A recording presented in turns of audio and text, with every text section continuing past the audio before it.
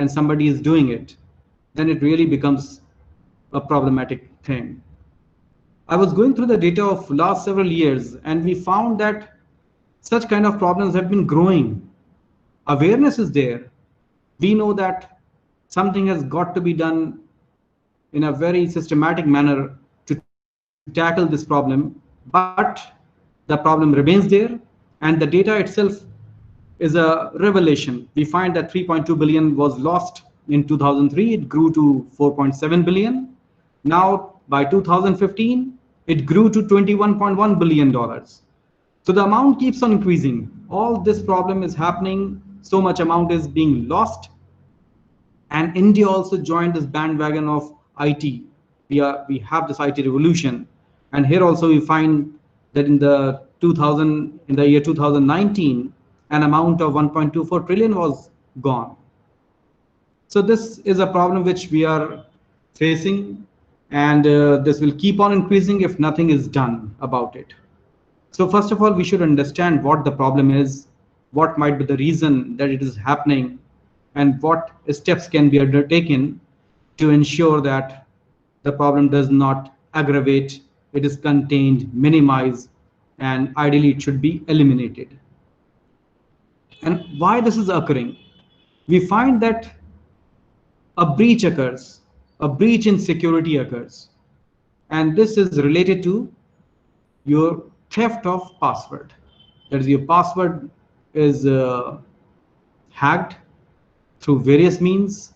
Either you are hearing all these words like phishing, social engineering, and somebody can even just simply guess your password, or it can be a brute force attack. Somebody just goes through the various possibilities which might exist in order to break into your password. So this can happen. So this is how we start. That is, the problem is there, it is aggravating, and we need to find out how it can be tackled. At the same time, we find that the crime has been there since long, right? Since the known history, somewhere has been happening, and it is all related to crime. So criminals have been at work. This is a reality. We have to just understand this and accept this. And this can be related to so many different areas. It can be related to drugs, it can be related to terrorism, it can be related to human trafficking. And of course, it is related to the theft of your precious money, which may be in the bank or wherever you have kept. So this has been happening since long. And now with the advent of the electronic network, which pervades the whole world, we find that electronic thefts are becoming very important. So it can be related to credit card, or it can be related to ID theft, or it can be just related to stock exchanges. You find that your shares get stolen. Information theft is very crucial these days in industries. Data is paramount, and we find that the data gets siphoned off by those who have got certain stakes in these important information. You might have heard of fee scams. So this has been there, I think, since ages, because when we did not have the computer network in such a prominent manner, we used to have this postal mail, which we also termed as a snail mail. Those days, one used to get the mails from abroad, maybe Nigeria or maybe some other country, and there they just promise you that, okay, you are going to get such and such amount, and in order to avail that prize, you need to deposit a small amount in certain account, and that will be a processing fee, and therefore after that they will be releasing your amount. So this has been happening since long. And now with the use of emails, we find that your emails get really bombarded by such mails, and there are intelligent ways through which such kind of spam mails are being tackled these days, because so much time will be lost if one starts going through all these spam mails. So this is basically a Nigerian fee scam which was there, and now it is becoming very popular, and people get duped. They are so vulnerable. They keep on getting attracted by such kind of prizes, and they fall prey to it. So this has been happening throughout the world. So we are talking about the realities which are happening, and financial loss is really very important. And another thing which has happened in the recent times is the advent of this very interesting, marvelous gadget, a small size entity in your hands, which can make the whole world come to your uh, really in your pocket. You can access the information through that small device, which is called as a mobile phone. So a phone was basically meant for making calls. That was the initial goal. That was happening for ages, for decades. But now the same thing which was made, which was developed to make calls all around the world, has got so many other uses besides just making a call. So the use of mobile phones is rising, and I again collected some information regarding how the number of mobile phones have been increasing throughout the world. So right from just a figure of 500 millions, which was about 20 years ago, it grew by 50% in 2007. By 2010, it grew to 5.28 billion. So we are talking about figures which are running into billions. So this is the data which I gathered, and by 2015 it was 7 billion. And this is again related to another phenomena which is happening throughout the world, and that is the increasing population. We find that currently the population figure is something close to 7.7 billion. In fact, I checked it today morning. So we have got the census site. So I checked that the world population is reaching 7.7 billion, and it keeps on growing. And likewise, because of the importance of the mobile phone, everybody is trying to gain access to this interesting communication device, and they are buying it in a big way. We have seen whenever any mega sale occurs. Recently we had got this sale of Amazon and Flipkart, and they say that crores of amount of money was spent just for buying the mobile phones in India. So this is something which is rising. This is the data which I got from Statistica, and it says that by 2023, the number of mobile phones will be something around 17 billion. So the population is growing, that is around 7.8 billion, but so far as the number of phones is increasing, they will go beyond, because people are having more than one phone. Different users are there. And again, phone is not just a simple, that is, we are talking about mobile phone, so it can do wonders. But there are some special phones which we call as the smartphones. So that market is also growing very rapidly. And that is again an estimated number is 3.8 billion by 2021. In fact, the simple phone is not having much market now, but because of the cost factor, we find everybody, right from the hawkers, sabzi wala, everybody is now using mobile phone. So that is a reality which is happening. I'm talking about the mobile phone because again, the problems that we are facing, that is related to the IT network, the electronic network, and smartphones are playing a big role. Not everybody has got access to computers. Not everybody has got access to laptop computers, because we saw recently when this pandemic started and we switched over to online education. So not many students were able to access this online education, and they are deprived of getting educated and trained just because of the paucity of funds, and they are not able to gain access. That's just because of the fact that they don't have laptops or computers at their homes. And we find a number of these deprived areas, deprived section of the society, they have stopped getting educated. A lot many people are not able, not many children are able to access education. The schools are closed. Now they have started opening up, but let's hope they do it very quickly, of course, keeping in mind the pandemic.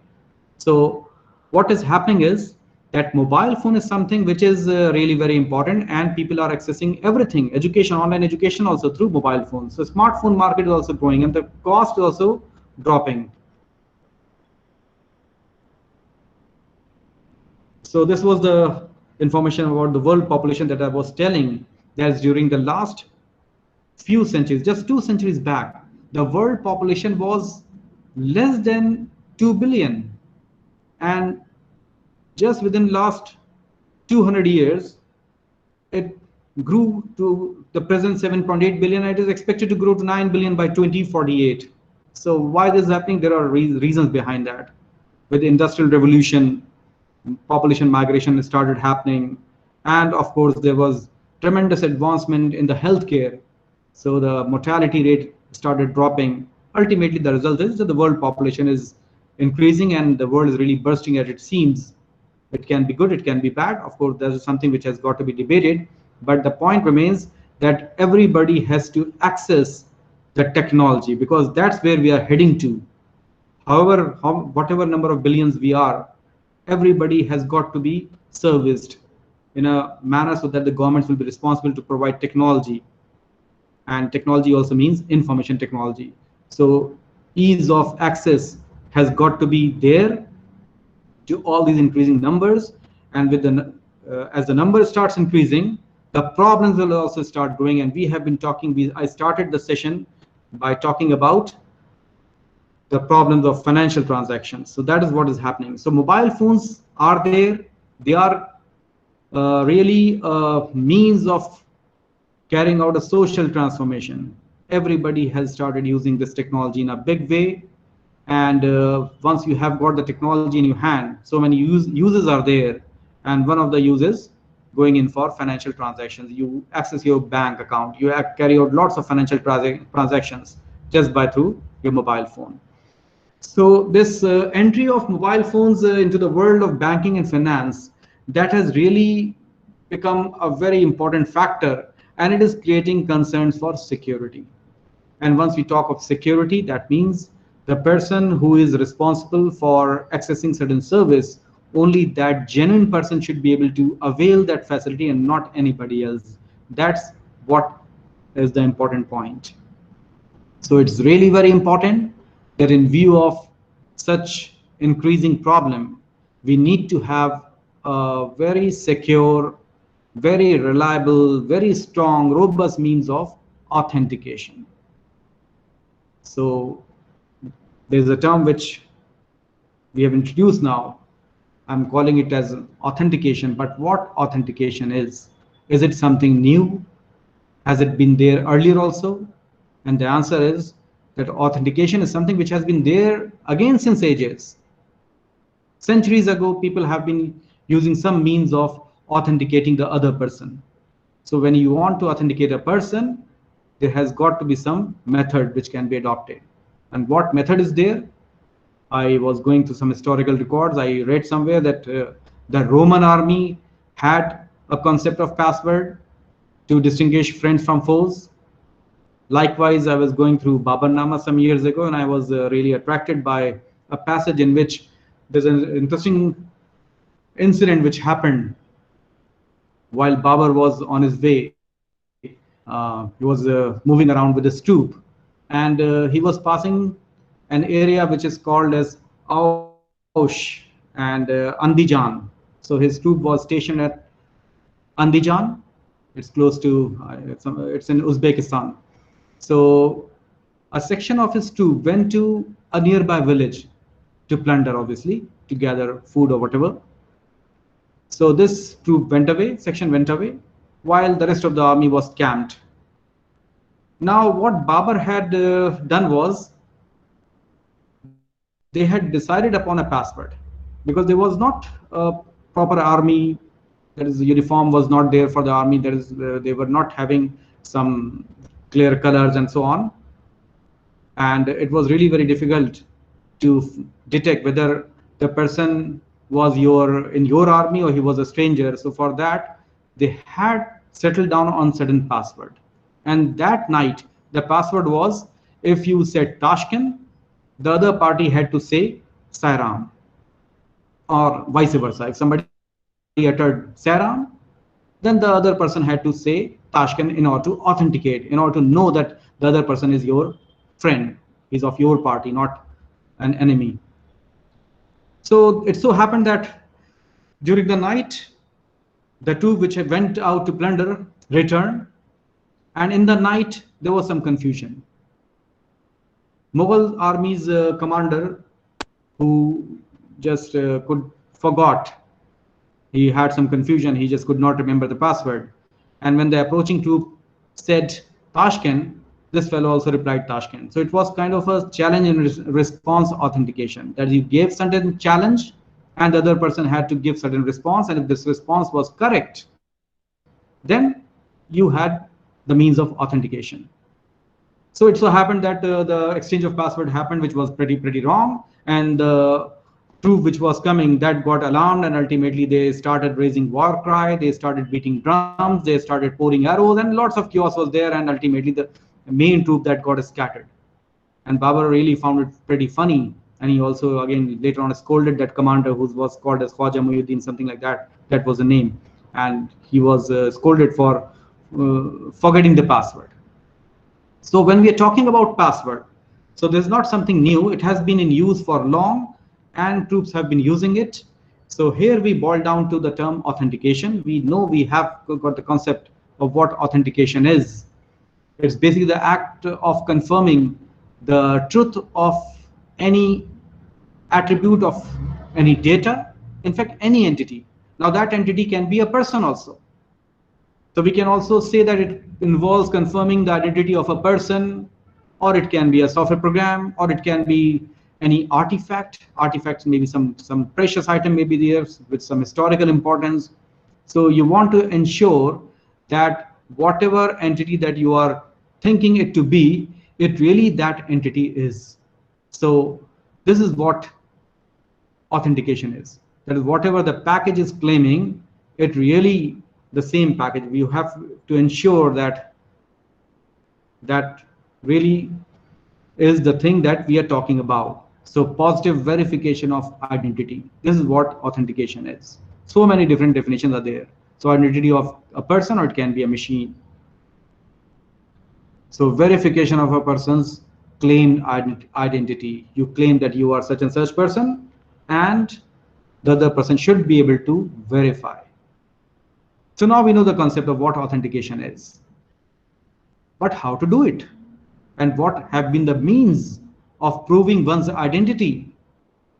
So the point is, who you are, you prove it. So how will you prove it? There are different means of carrying out this process. How do we know that really the person that we are facing or concerned or communicating with is indeed the same person that we are thinking him to be, him or her to be? So one means of ensuring that the person that he's claiming to be is really the same person is by knowing some information which he carries in his head. That is, whatever information he carries in his mind, and you know that information beforehand. So if he exchanges that information, you really know that who that person is. So what you know, that is important. So that can be one means of authentication. The other means of authentication can be what you have. That is, you have certain in your possession which you can produce so that the other party can know who you are. So you carry something on your person, in your pocket or whatever, so that you have. And the third is who you are, who you really are, without carrying any information in your mind or without carrying any card in your pocket, any document in your pocket. You are able to tell the other person who you are. That is, nature has given you certain traits through which you are able to tell the other party to identify you.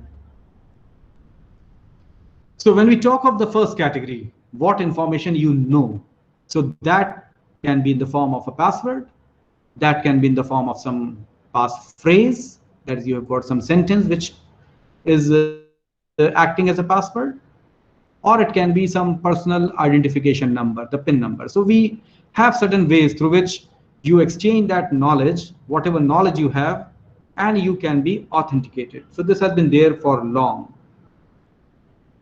Since known history, I can say that people have been using this means of authentication. Now the next thing is what you have, what you carry in your person. So you can carry certain documentary proof. You can have the driver's license, you can have your passport, you can have your ration card, you can have your birth certificate. So many documents are possible, which will ultimately tell the other person who you are. And we have been using such documents without even giving a second thought. But the main thing is you are proving that, okay, this is who you are, and this is what your qualifications are by showing your degree, mark sheet, and so on. So authentic proofs can be carried in your person, which the other party will accept and know that, okay, this is who you are claiming to be. So we know that so many documents one can carry and which can act as your proof of identity. So many things are acceptable these days. You have got college IDs, employee ID is there, then Aadhaar card is there. Every unique person of India will carry a unique ID number. Like we have got the social security number in certain foreign countries. Likewise in India, Aadhaar is something which was introduced years ago.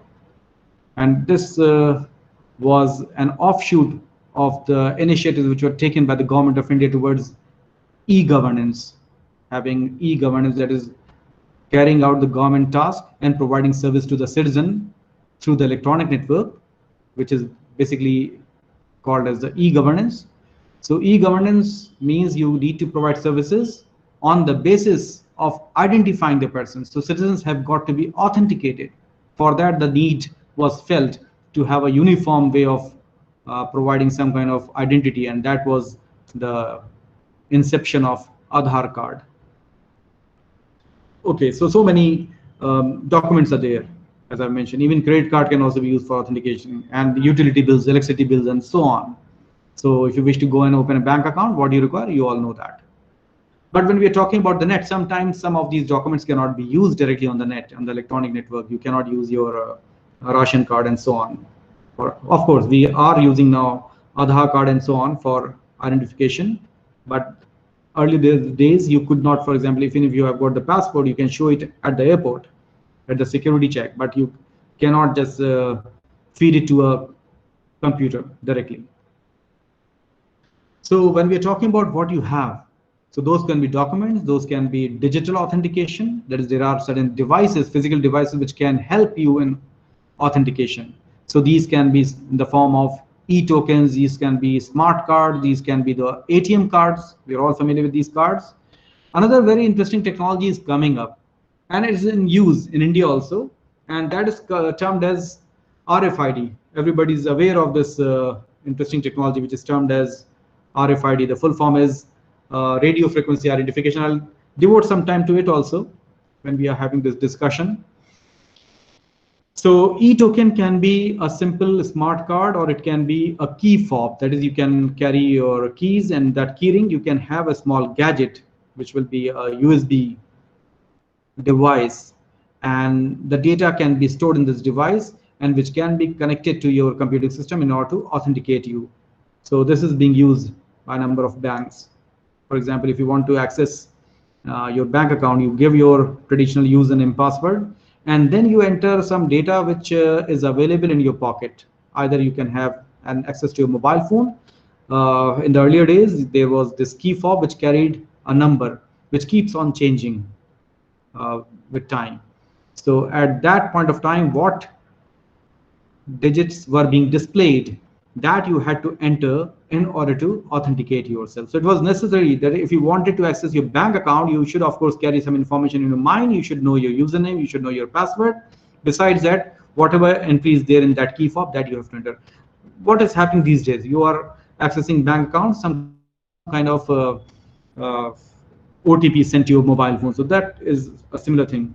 So it is all started with the key fob. So this is the electronic tokens which you can carry in your person. That carries this electronic information. And we have got the smart cards. They can carry some chip inside. A microprocessor can be there which can carry out certain computation, or it can be a simple memory chip which will contain some unique code in order to authenticate you. And these can be either contactless, or which require some physical contact with the machine where you wish to authenticate yourself. It can be a simple one which will carry certain memory, or it can be a processor based which can carry out some certain computation. Some kind of challenge response method can be embedded inside that chip. So these are the examples. I was talking about RFID, radio frequency identification. So this technology is now available. What it requires is that you have got a small card, which is called as a tag, RFID tag, and it contains some unique number, some unique code. In order to read this information, you require a reader. So RFID reader is there, and it can sense this unique code wirelessly. And it depends upon the technology which is being used. So either you have to bring the reader in very close proximity with the tag, or it can read the information some meters away.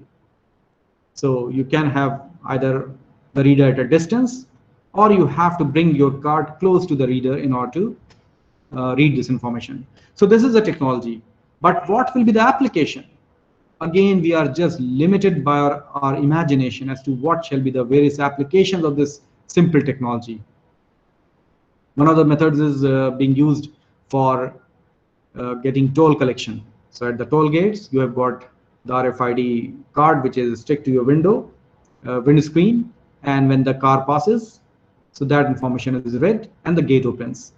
This is what we are observing in India, but in foreign countries, there is no barrier where you need to stop your car. You keep on moving at a speed of 120 kilometers per hour. And when you go through this toll gate, so you've got a toll gate where the readers are installed, and beside that certain cameras also there. So when your car moves at a high speed, the unique code is read by the reader. It is sent to a central server. The central server knows that this unique code, let's say 999, is there in that code which is being read. So that central server will determine that, okay, this code belongs to such and such person whose car registration number is this, and he has got so much amount in his account for toll, paying the toll, and from that amount, this much amount has got to be deducted because the car has passed once. So this is how the mechanism works. Without even stopping, you keep on moving with the flow of the traffic, and the amount gets deducted from your pocket. So this is one simple application, but there are so many other applications where a person can be identified just by carrying a card which is based on RFID. So you don't have to use any place where you have to tell any password or whatever. You just have got the card in your pocket. You keep on moving. There might be gates where they have got the RFID readers, and ultimately one can avail any service which he or she wants by carrying this RFID. There are certain areas where this RFID chip is embedded inside the shoulder of a person, and when a person moves around, he's not carrying any card, physical card on his person. He just moves, and whenever the gate is there, he just shows the shoulder and pass through. So this is what a reality is which is happening. So this RFID tag can be used for identification of a person or any object. So many applications are there. Even in departmental stores, rather than having the barcode, one can stick the RFID tag to each item, and you can put all these items in a trolley, and you can have hundreds of items in the trolley. You move through the point of sale, and the point of sale will be having the RFID readers. Every item which you have picked and it is there in your trolley will be read wirelessly without any contact, and the bill will be generated at the point of sale. And the second scenario can be whatever your bill is, the same amount can be deducted from the card in your pocket, from the ATM card or the debit card, whatever you have. That amount will be deducted, and you can pass without even stopping. So lines can be, the queues can be eliminated. At department store, you find so many queues, so long queues are there that people spend so much time there. So they've got 50 point of sale in huge markets, in huge department stores. So many applications are there. The idea is a person can be identified. So that person or any object can be identified. You can identify your students also. You can have a wireless collection of attendance. In a classroom, everybody can carry the RFID based cards in a pocket, and they can be a reader. So you don't have to take attendance every time when you conduct the classes.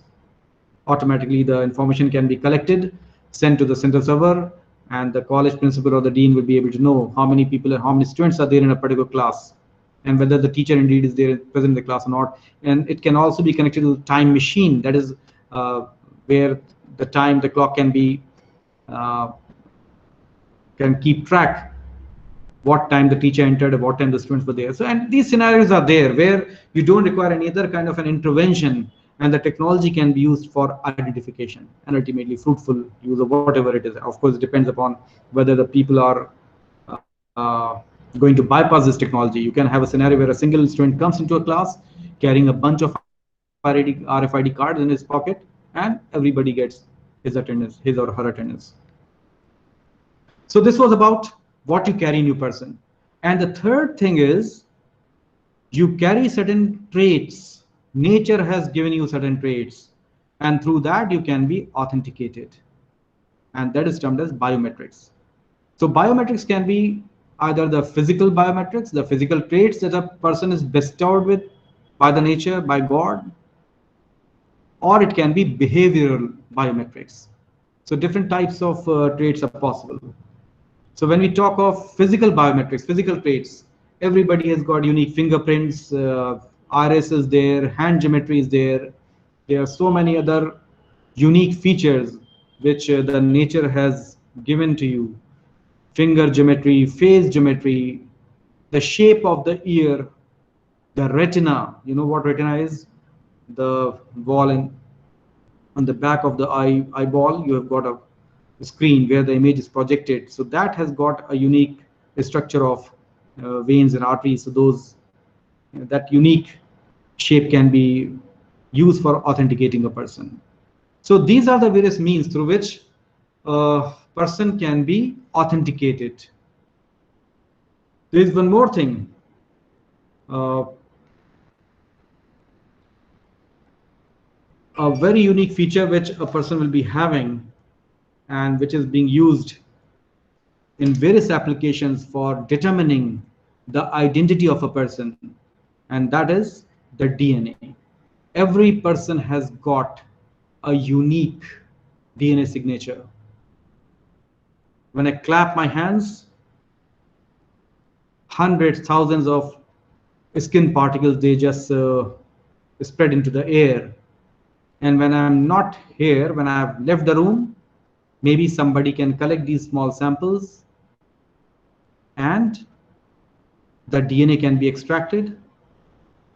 And if somebody has got the database of a person's DNA, let's say the whole world's population is its DNA is collected and you create a database. So just by collecting the samples of this skin, peeled off skin or hair or nails, whatever is found, one can really know who the person was who was in that room. So many applications are there in the area of forensics. And this is happening. This is not something very futuristic that I'm telling you. It is happening. Especially the police is maintaining the DNA database. They are even going in for reverse engineering, that by the information of DNA signature, they are able to recreate the face geometry. So something very interesting is happening. Some crime occurs somewhere. There's no trace of any, let's say, the criminal, no CCTV is there, let's say. But just by collecting these natural leftovers of human body, one can recreate the face of that person. Face geometry can create that is who that person might have been who was there in this scene of crime. So when we're talking about authentication, yes, DNA can be certainly be used for authentication, but at present it takes time.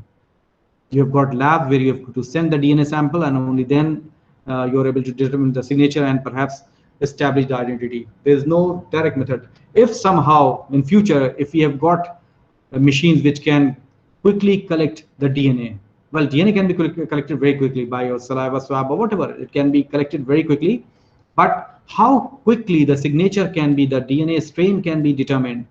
So that will decide whether we can employ this technology for authentication at ATM cards or banks or wherever.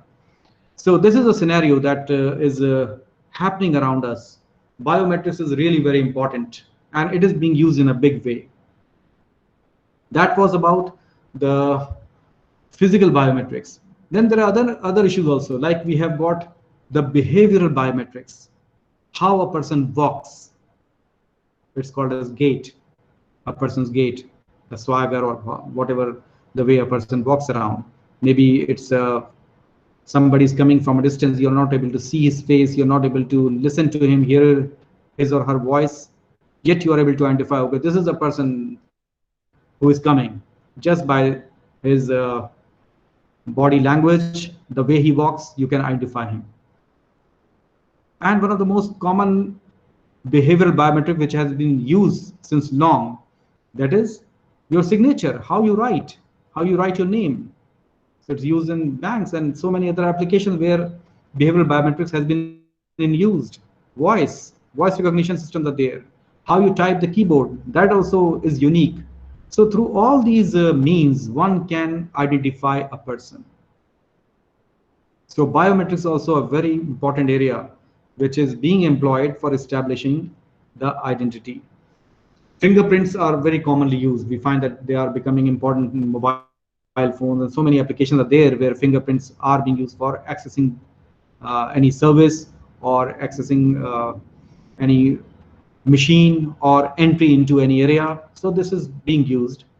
And how it is being used, well, that is not the point of discussion, so I'll just leave it. But you know that biometrics involve, the finger biometrics involve certain ridges, valleys, minutiae points, which are unique and which can be captured through a camera or any other sensor. Biometric sensors are there, different types of sensors are there, and this information can be collected, converted into some value, and then that value can be compared with the existing information in some server, so a person can be authenticated. Well, now we know that there are three means of how a person's identity can be established. In fact, in the known world's history, we have not gone beyond these three categories: knowledge-based and token-based, whatever you possess in your hand or in your pocket. And the third one is the natural traits which have been endowed to you: fingerprint, face geometry, iris, and so on, biometrics. So these are the three categories. All these categories have been in use. Some have been in use for centuries. Some have come up in the recent times with the advent of the electronic network and computers. But they have got their limitations. Whenever you have got a technology which stays for long, people will try to find out means of bypassing the technology or befooling the technology. Or there will be some other limitations which are inherent to those methods. So let's now talk something about the limitations of these conventional methods. Biometrics I'll take up. We know that biometric systems are quite complicated. They require a special hardware. So you need to install that hardware either on the system, on your computer. Laptops do have, some laptops do have this. Or you can use a simple camera for capturing the face information, and ultimately a person can be identified. But the cost is really high. So whenever you go for biometrics, immediately the cost of a device which is non-biometric, that will be lesser than that, the one which banks upon biometrics. So earlier applications were mainly in the areas where they had the budget to afford this technology. So it was limited to defense or some advanced research centers, or there are some high security areas. But nowadays, the cost is dropping, and this is being used in a big way.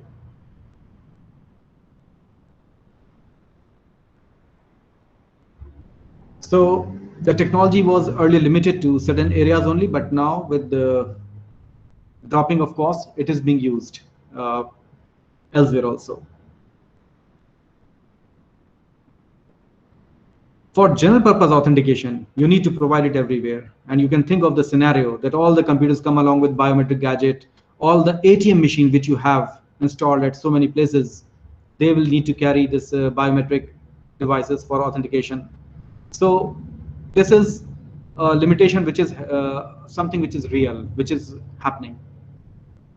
Another thing is they are also prone to false detection. So that can happen. That is, biometrics may fail and a person might not be able to authenticate himself or herself because of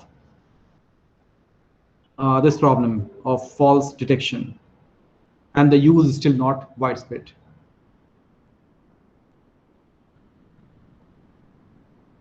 Another thing is, although we say that in biometrics, the traits are unique to a person. You have got your fingerprint, it's unique to you. But there is a possibility that somebody copies your fingerprint and can use it to access any service or even hack into your account if biometrics is being employed for your financial transactions. So replication of biometrics is important. In fact, we had this personal experience. You might be aware. I just want to check whether it's the presentation is clear. It's there on the screen, or I hope there's no problem with the presentation. The screen is there. Yes, sir. Okay, thank you. So I was telling about the use of biometrics at AMU. At AMU, we are very particular about the admissions. So it so happened some years ago, a decade ago, that the admission process is quite robust, very reliable, very secure. That is, a student comes, appears for the test, and ultimately the OMRs are scanned, finally the result is generated, and only the meritorious students get admitted. That is the scenario. But it used to so happen that a person who used to get a good position in the admission test, he or she could not perform that well in some professional courses like MBBS or perhaps in engineering. And it was happening. The problem was recurring. There were always some students who had great difficulty in passing the courses, or they just languished for long. And that was an eye opener for us.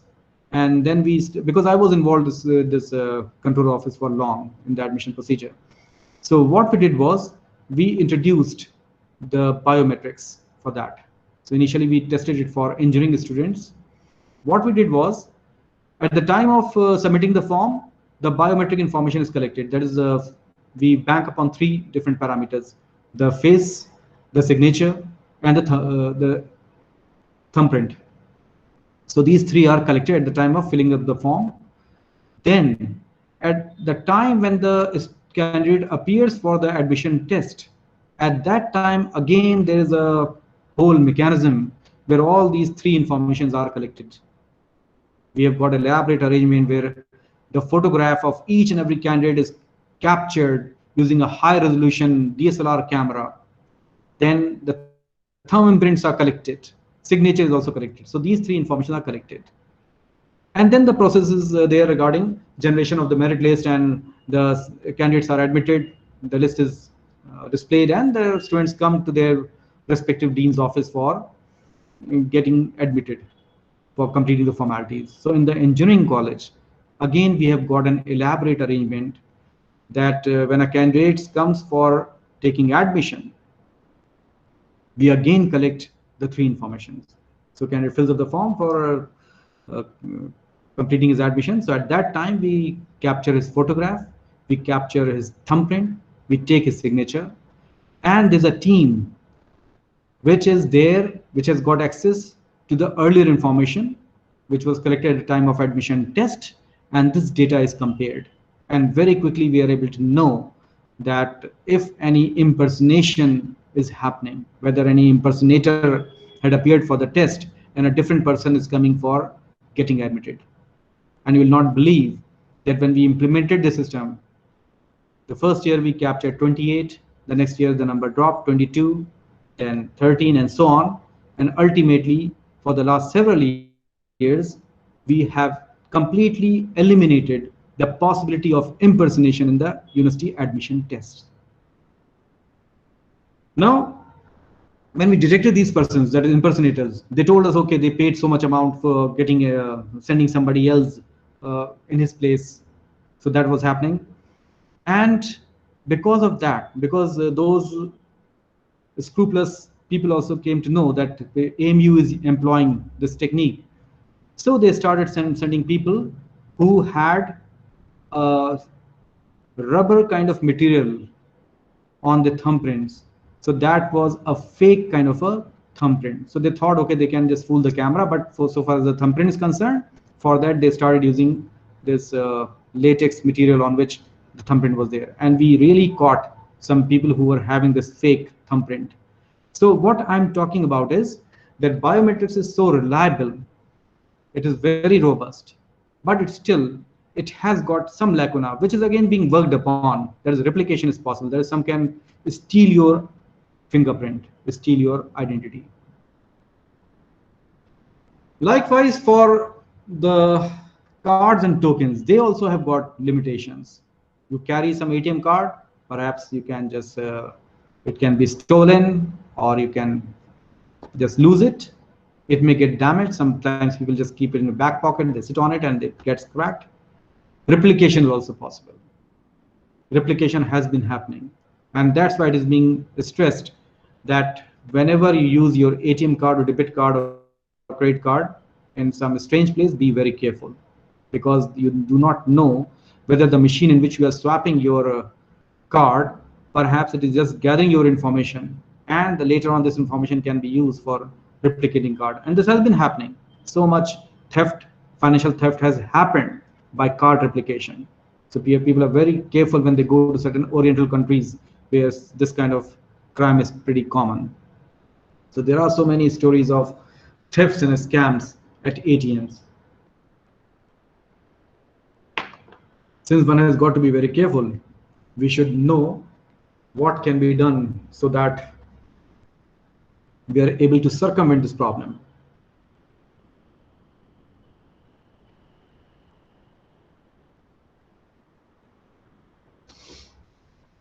We talk of this text-based passwords because they have been around for ages. So many years they have been there.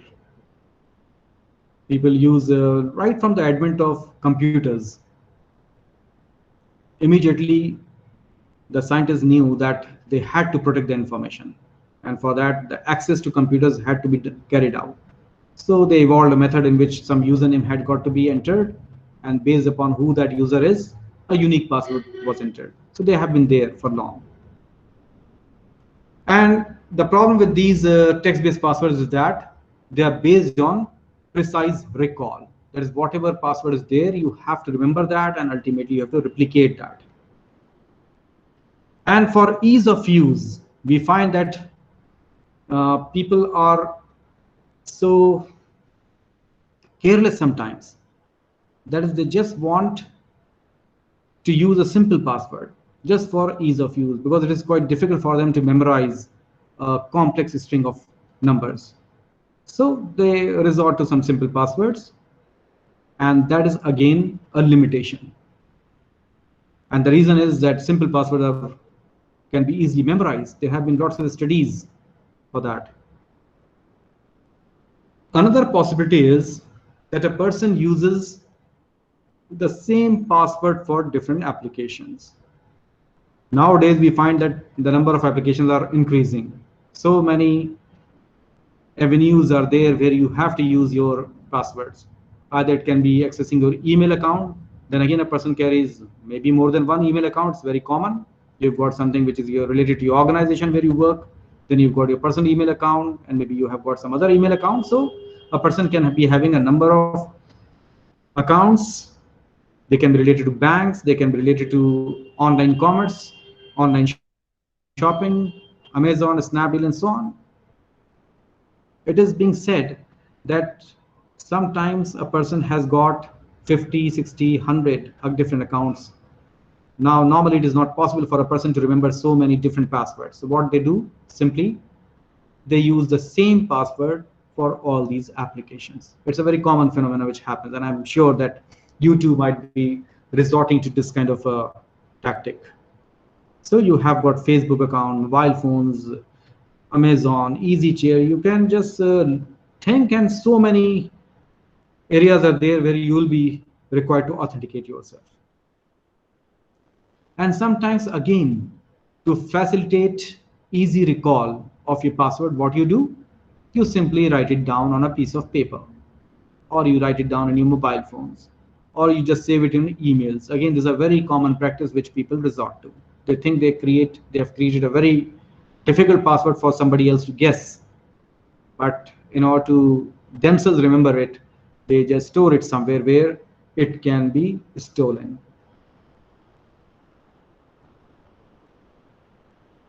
Another possibility is sometimes people share their passwords. And once you share a password, you have breached security, because this was something which you had to carry in your mind. But unfortunately, you're not carrying the information in your mind, and finally, you share it with your friends or family members, and then problems start happening. And we have seen such problems happening around us. An employee from my department, he shared the ATM card and PIN number with his son. And that was quite simple because he just did not want to go to the bank to that is collect the money. So he asked his son to do it.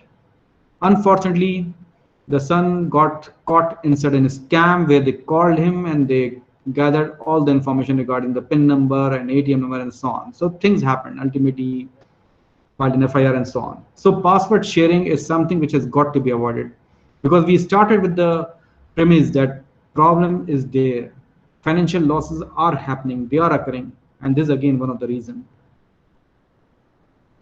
Yet another limitation of these passwords is shoulder surfing.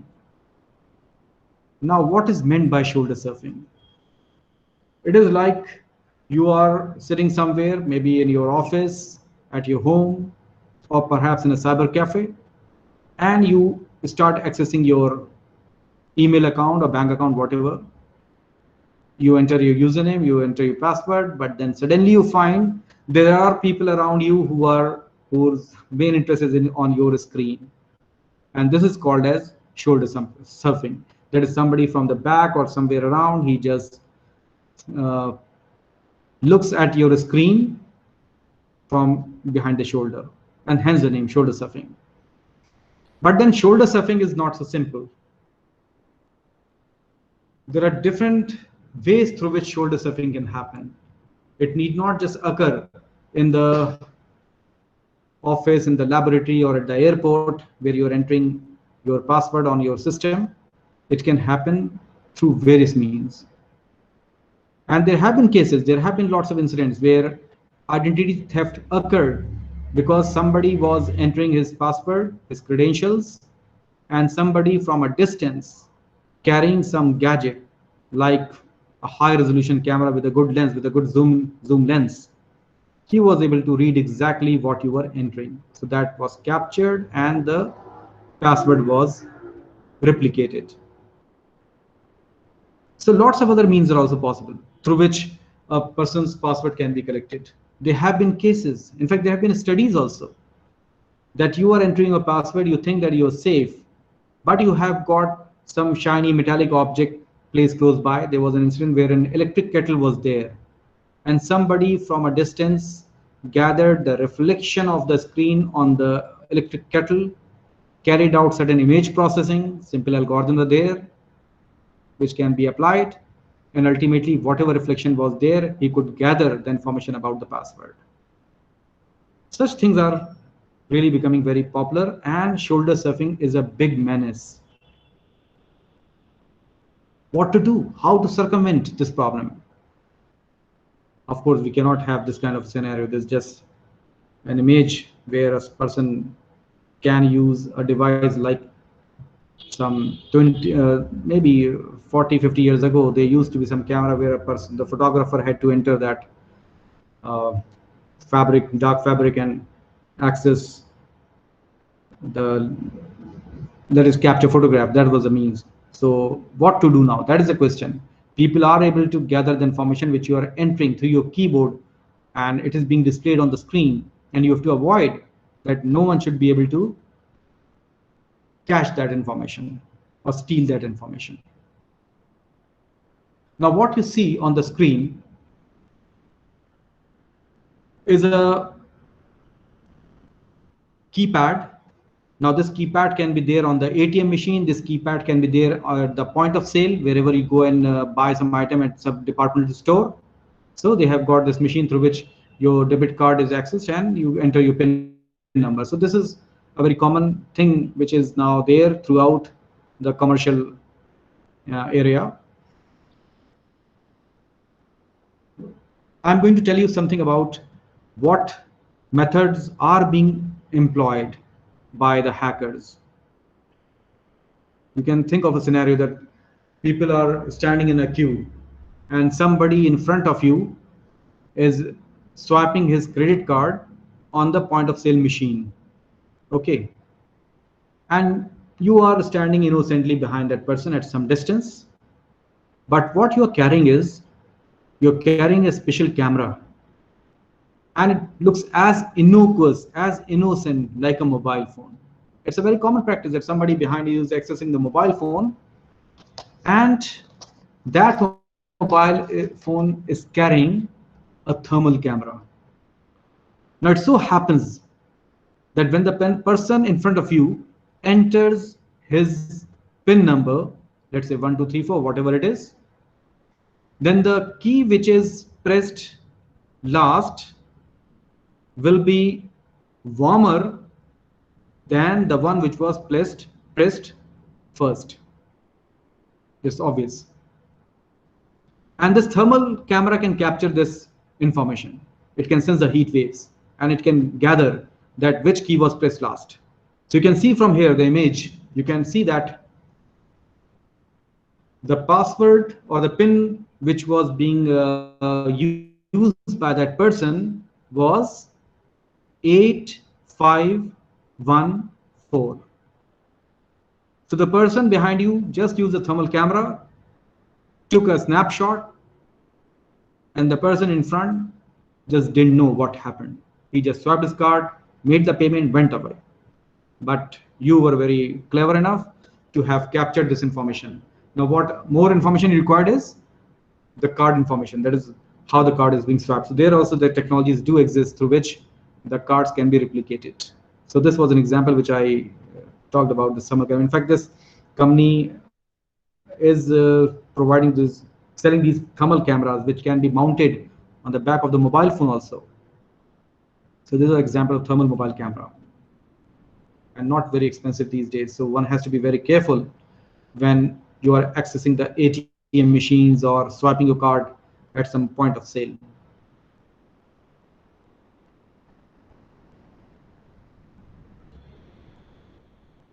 So when we talk of shoulder surfing, there's always a possibility that wherever you're using a system, there might be some CCTV. CCTVs are very common these days. So you access your laptop and you do not notice that there is a camera behind you which might be recording all your movements. So that is one thing. Another thing is, there is a possibility that when you go to the ATM machine, there might be some skimmer device which is attached. So you thought that you have got your ATM card very secure in your hands and you keep it in a very safe place, but you really do not know that at the time when you access the ATM machine, your information can be very easily stolen. So those skimmer devices have been used by scammers for a long time, and this is one example.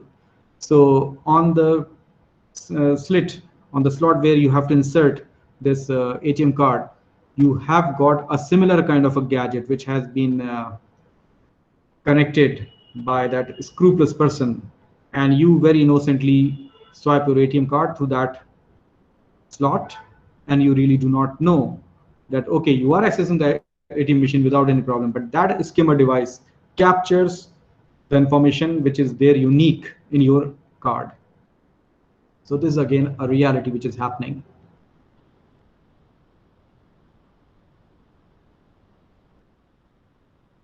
Likewise, isn't there, that might be a fake, spurious keyboard.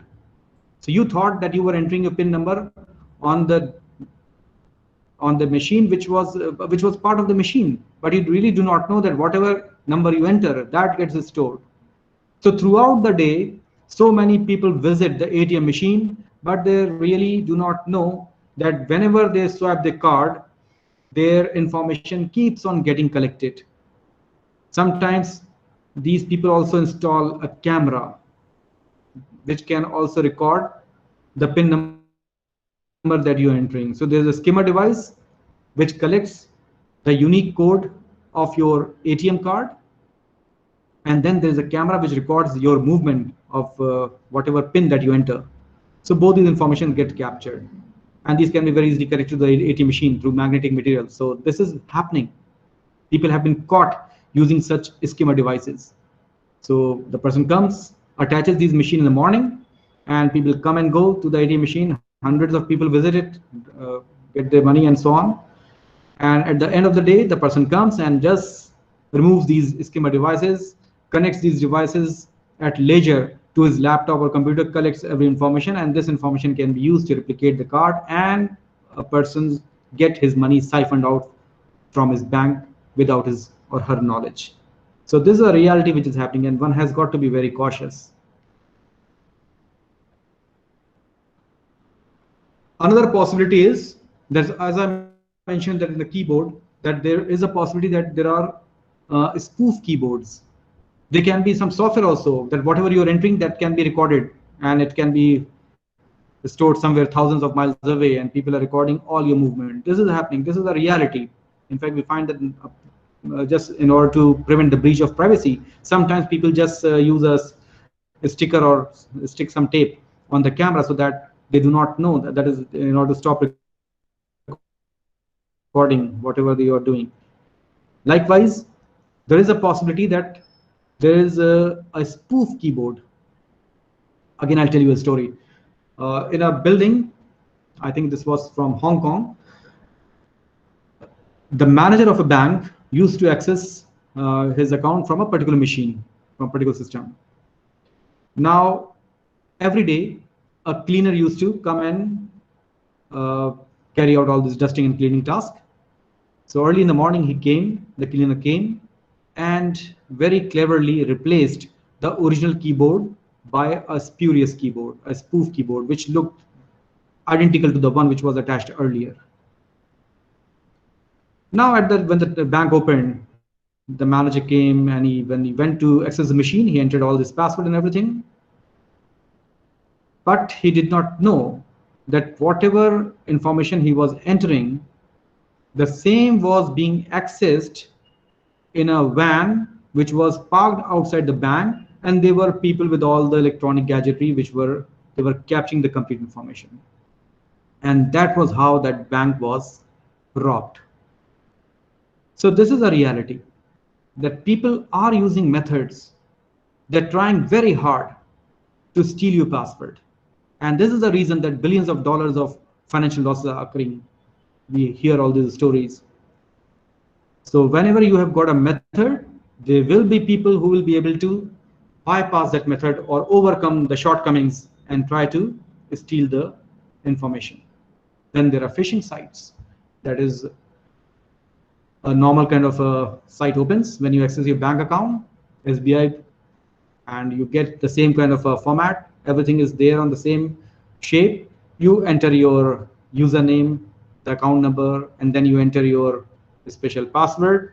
You thought everything was so secure, but you really do not know that that website was a fake website, and whatever you entered, that was captured somewhere else, and then that could be used for accessing your information or account. And later on, you just got the message, the error is there, and then the actual site opens without even you knowing that you entered the wrong password. You think that was a human error, but it is not so.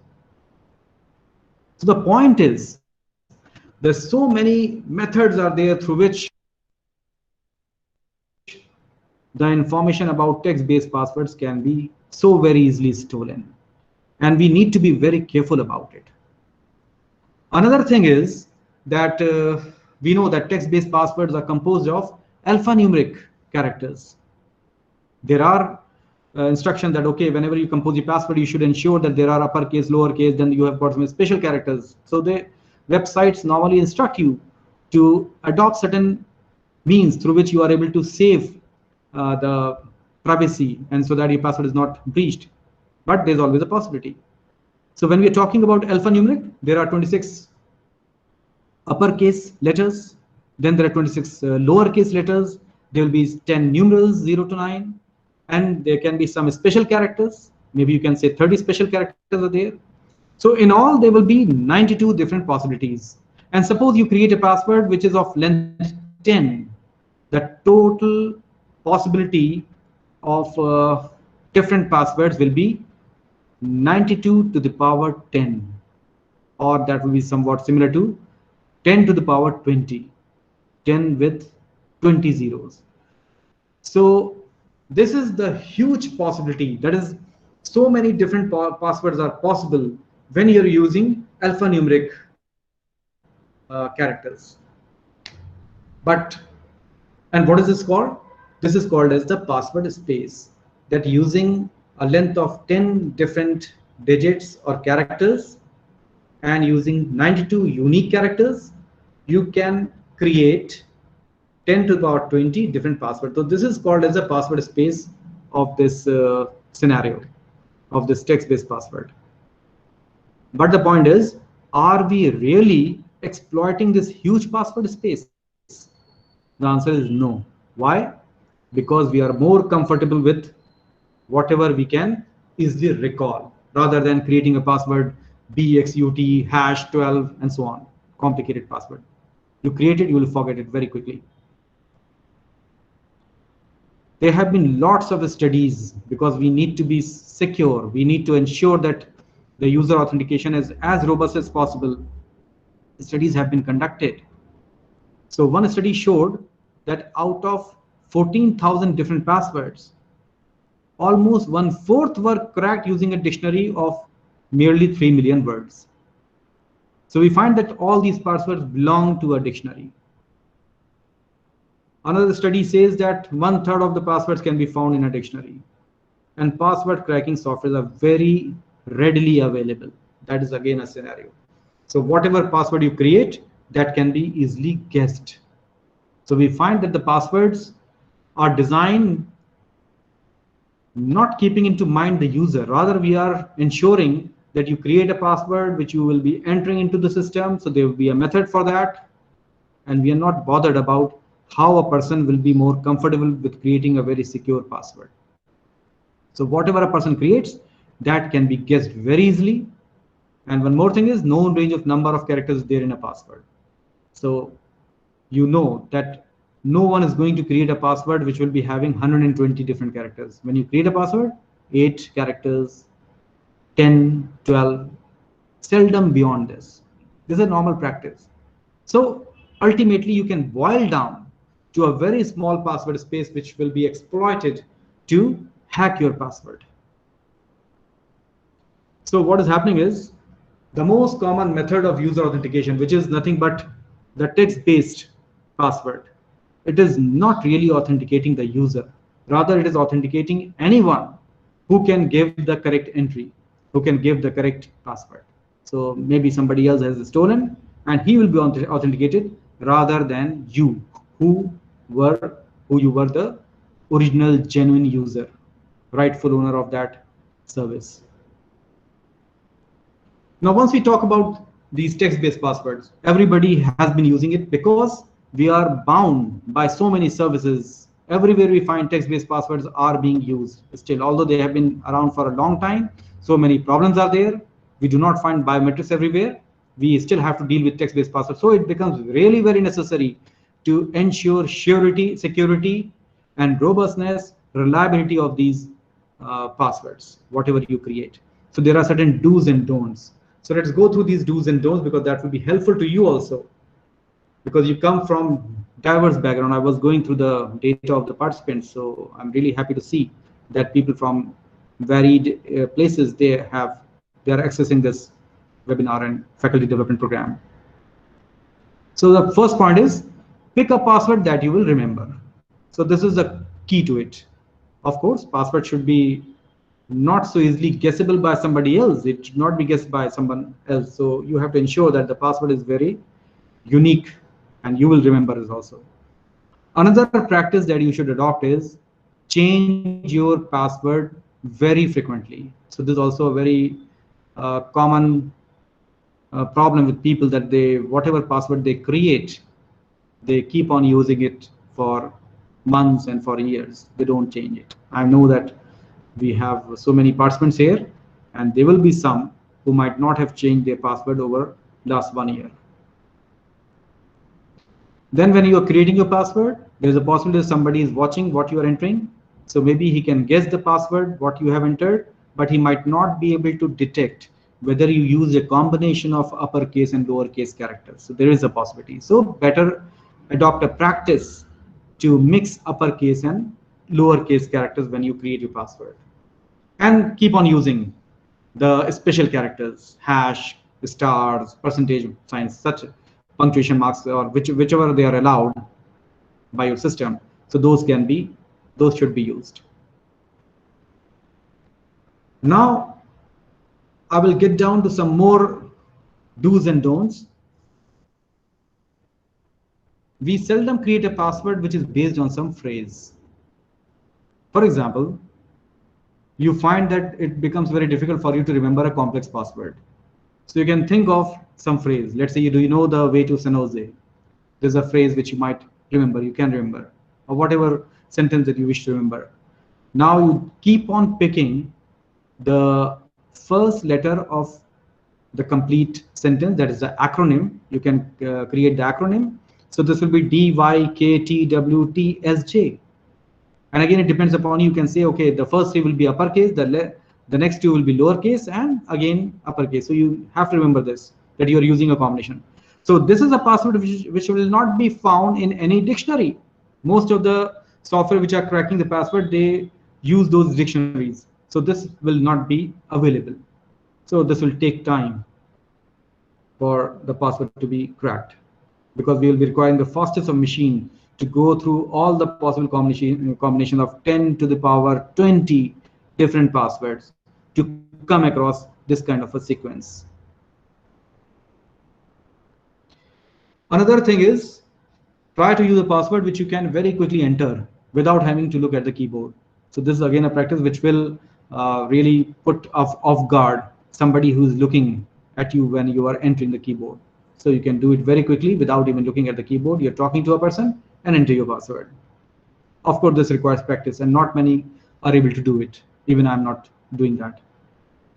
Use a password with more characters. In fact, there are certain services which say that, okay, not less than 8 characters you can create a password. So there are certain restrictions from that website or whatever service that you wish to avail. They impose certain guidelines. Most of the government guidelines, they say, government website, they say, okay, have a combination of uppercase, lowercase, some numerals also, and some special characters. So there's a practice, and that's a good practice. Another thing is that you need to create different passwords for different accounts and applications. You have got so many different accounts now, 90 or 100. You really do not know how many accounts you possess. And sometimes you do not use account because you forgot that password. That happens. And that is happening because you're using a different password. So the practice should be create different passwords for different accounts and applications, but so easy to say. Is it really possible to really implement this? Then we shall see how we can implement it. Try to make your passwords as meaningless, as random as possible. So that is really true by common sense also. It will be difficult to guess if some meaningless sequence is there. So now we will go through certain schemes which appear to be better password and which might help you to ensure that your data remains secure, your account remains secure. So I'll again revert to that phrase. Suppose you have got some sentence, I want to go to England. Let's say you have got the sentence in your mind, convert it into an abbreviation, acronym using first letter, and wherever you have got something like TO2 sounds like numeral 2, use a numeric value. So a simple way of creating a password will be IW the numeral 2 G 2 and E. This password is very difficult to guess, no doubt about it. And suppose you are going to make use of 90 different services. You've got 5 email accounts, 3 bank accounts, and e-commerce accounts, Facebook account, and so on. So many accounts there. And you wish to use a different password. How to do that? But you remember this phrase very easily. I want to go to England. So just keep it as the base phrase, as the base password, and you can add some characters at the beginning and at the end, depending upon the website that you wish to access. For example, if you want to use Snapdeal, so use capital S at the beginning and L as the last characters. So you use the same, the middle one. I want to go to England, and prefix S and postfix I. Don't ever write your password down. That is also very crucial. Do not give any opportunity to anyone to read your password by accessing either your diary or mobile phone or whatever.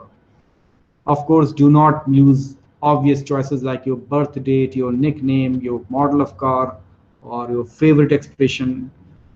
Don't choose your username as your password. Whatever username you use, please don't use that as a password. Don't share it with anyone. Once you share your password, it is beyond your reach and it will be breaching the security.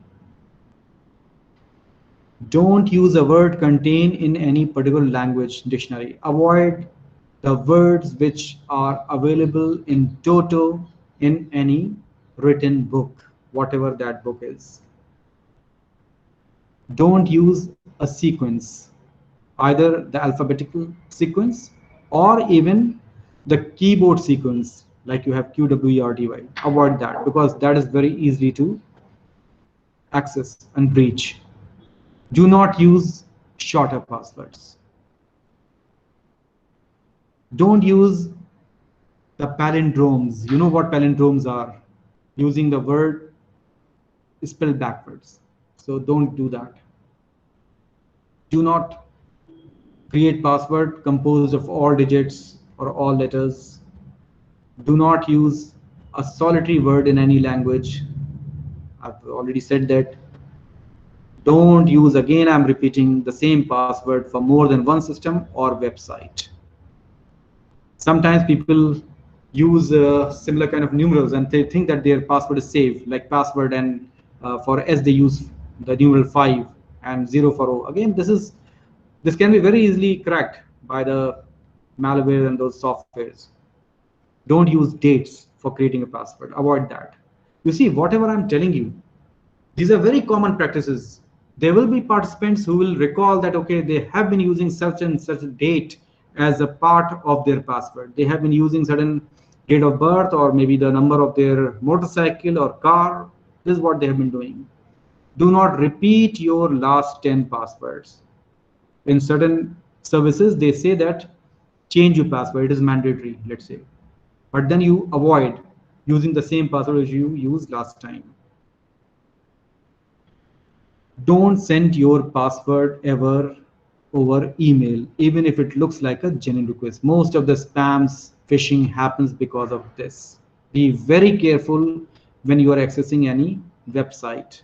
Ensure that you are only accessing the rightful, the correct, the genuine website, and you are not being a victim of phishing.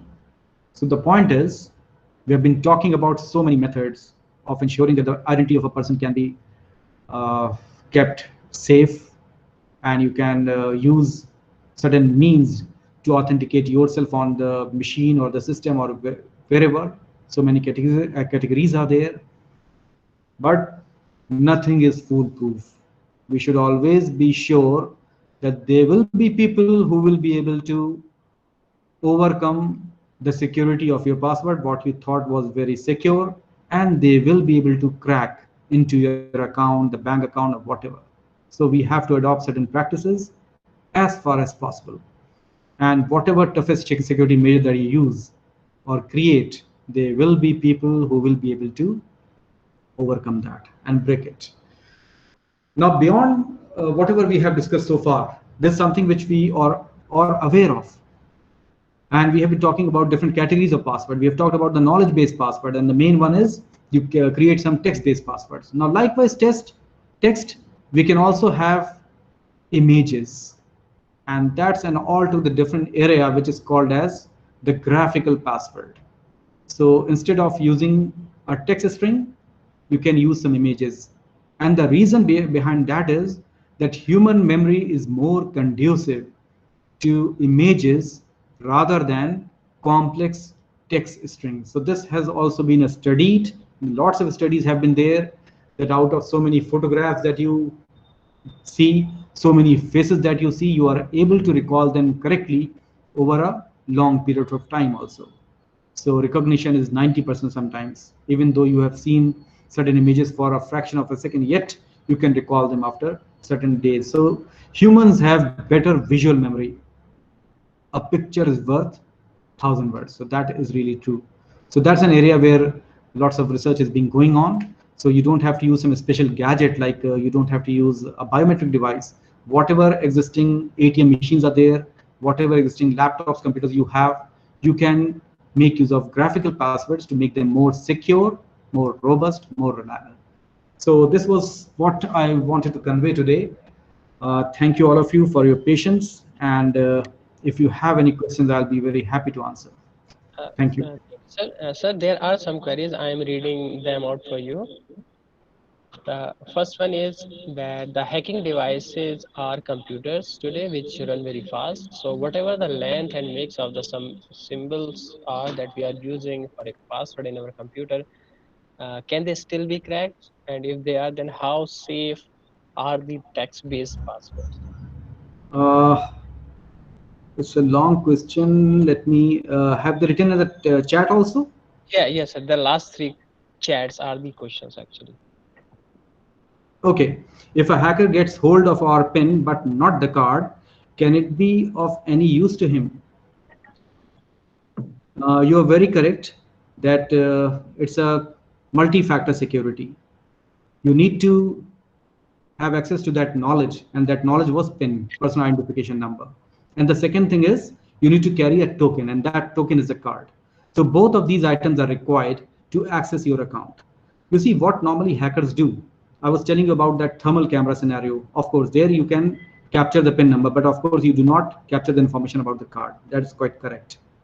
But I've already told you that there are skimmer devices which can capture the information from the card also. So these skimmer devices can access the uniqueness of your card, whatever information is present there, along with that PIN you already have. So it's done in combination. Just by knowing the PIN will not help, definitely, unless until he has got the access to a duplicate card. And replication is quite simple. Let me tell you that. Then another question is, when we do an online transaction, there is this two-step verification where we receive an OTP through an SMS on our mobile number. Yes, very correct. Are we completely safe as long as our mobile number is not stolen? Are there SIM-related scams too? How can we avoid being a victim to such? It's a very good question, a good observation. In fact, this is how the things start. And care is to be taken if you find that your mobile phone, you are not able to use your phone for a certain length of time. Sometimes you find that you try to make a call and says network is not available, or some other message is there, or your phone appears to be quite dead. Be alert at that point of time. There is always a possibility that somebody has replicated your SIM. He has use your mobile number and access perhaps your Aadhaar card also, or perhaps PAN number also, whatever is required to get a new SIM, and he has replicated.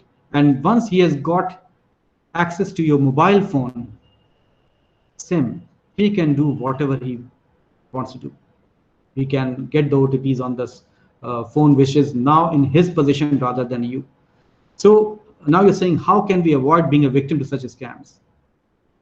One has to ensure that we do not divulge our information in any public place so far as possible. Even for Aadhaar also, you know that you can generate a temporary Aadhaar. You don't have to give your actual Aadhaar on certain websites.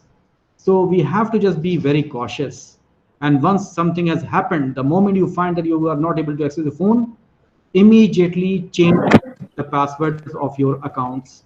Do it as quickly as possible and go to the nearest police station, report the matter very quickly, because you do not know what kind of problem you'll be facing later on. Sometimes banks also just they do not help you at all once some transaction has happened, because they say that okay, whatever was done, that was done in a very legal manner. Somebody gave the proper card, somebody entered the proper OTP, gave the proper password, so they are not responsible. They will just put the blame upon you that okay, you are responsible for leaking out the information. Okay. Yes, sir, it's okay. So thank you all of you, for your patience, and I hope I'm able to convey some information and spread certain awareness about the importance of your conventional schemes of password. Thank you. Thank you, sir. Thank you very much for your valuable time and for this information session. We at the point are grateful to you. Thank you, sir.